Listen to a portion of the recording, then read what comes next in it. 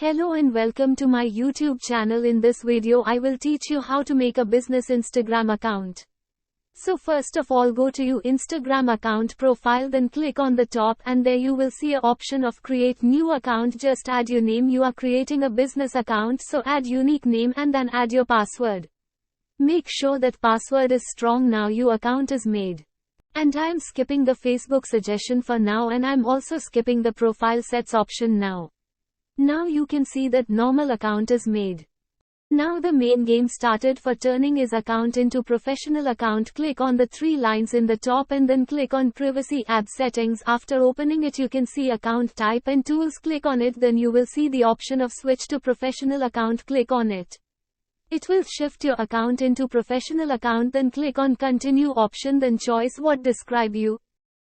Choice whether it is a business account or creator account. We are making business account, so choice business, then click on next. They will then ask you to review your contact info.